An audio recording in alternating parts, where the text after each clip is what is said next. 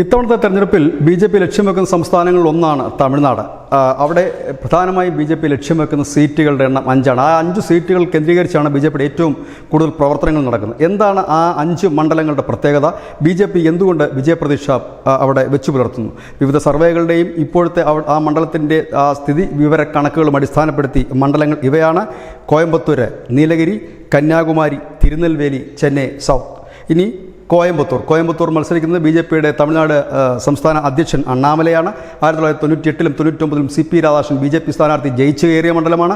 RSSന് ശക്തമായ സ്വാധീനമുള്ള മണ്ഡലമാണ്. ഈ മണ്ഡലത്തിൽ കഴിഞ്ഞ തവണ ജയിച്ചു കയറിയത് CPM ആയിരുന്നു. ഇപ്പോൾ അവിടെ മത്സരിക്കുന്നത് DMK ആണ്. DMKയുടെ മുൻ മേയർ ഗണപതി വി രാജ്കുമാറാണ് മണ്ഡലത്തിൽ മത്സരിക്കുന്നത്. ഈ മണ്ഡലത്തിൽ ഏറ്റവും വലിയ പ്രത്യേകത 6 നിയമസഭാ മണ്ഡലങ്ങളാണ് ഈ മണ്ഡലത്തിലുള്ളത്. അതിൽ 5 എണ്ണം AIDMKയ്ക്കും 1 എണ്ണം BJPക്കുമാണ്. വാനതി ശ്രീനിവാസൻ ജയിച്ചത് ഈ കോയമ്പത്തൂർ ലോക്സഭാ മണ്ഡലത്തിൽപ്പെടുന്ന കോയമ്പത്തൂർ സൗത്ത് നിയമസഭാ മണ്ഡലത്തിൽ നിന്നാണ്. ഇവിടെ AIDMKയുടെ പിളർപ്പ് ബി.ജെ.പിക്ക് വലിയ മുതൽക്കൂട്ടാകും. ഒപ്പം തന്നെ കൊങ്കനാടിൻ്റെ പുത്രൻ എന്ന പേര്, ഇല്ലെങ്കിൽ കൊങ്കനാടിൻ്റെ പുത്രനിൽ നിന്നുള്ള സ്വാധീനം അണ്ണാമലയ്ക്ക് ഗുണകരമായി മാറിയേക്കാം. രണ്ടാമത് ഉള്ള മണ്ഡലം നീലഗിരിയാണ്. ഇത് ഒരു പട്ടികജാതി സംവരണ മണ്ഡലമാണ്. ഇവിടെ മത്സരിക്കുന്ന കേന്ദ്രമന്ത്രി L. മുരുകനാണ്. മുരുകൻ മുൻപ് ബി.ജെ.പിയുടെ തമിഴ്നാട് അധ്യക്ഷൻ കൂടിയായിരുന്നു. കഴിഞ്ഞ 2 വർഷമായി മുരുകൻ ഇവിടെ ഓഫീസ് തുറന്ന് പ്രവർത്തിച്ചു വരികയായിരുന്നു. കേന്ദ്രമന്ത്രി എന്ന നിലയിൽ ജനങ്ങൾക്ക് സുപരിചിതമാണ്. ഇത്തവണ ബി.ജെ.പി. അവിടെ പ്രതീക്ഷ വെച്ചു പുലർത്തുന്ന പ്രധാനപ്പെട്ട കാരണം ആ മണ്ഡലത്തിലെ 40% വരുന്ന ബെടക സമുദായത്തിൻ്റെ വോട്ട് തന്നെയാണ്. അവർ ഇക്കാലമത്രയും പിന്തുണച്ചിരുന്ന DMK ആണ്. പക്ഷേ A. രാജയാണ് ഇപ്പോൾ അവിടെ മത്സരിക്കുന്നത്. ആ A. രാജയ്ക്കെതിരെ വലിയ ജനവികാരം ശക്തമാണ്. ഒപ്പം തന്നെ DMKക്കെതിരെ ഒരു പൊതുവികാരവുമുണ്ട്. ആ ഒരു വോട്ടിൽ കണ്ണുനട്ട് L. മുരുകൻ നടത്തിയ വികസന പ്രവർത്തനങ്ങളോട് കണക്കുകൂട്ടുമ്പോൾ ഇവിടെ ജയിച്ചു കയറാമെന്ന് ബി.ജെ.പി. കരുതുന്നു. മൂന്നാമത്തെ ലോക്സഭാ മണ്ഡലം കന്യാകുമാരിയാണ്. പൊൻ രാധാകൃഷ്ണനാണ് മത്സരിക്കുന്നത്. 2014-ൽ പൊൻ രാധാകൃഷ്ണൻ ജയിച്ചു കയറിയ മണ്ഡലമാണ്.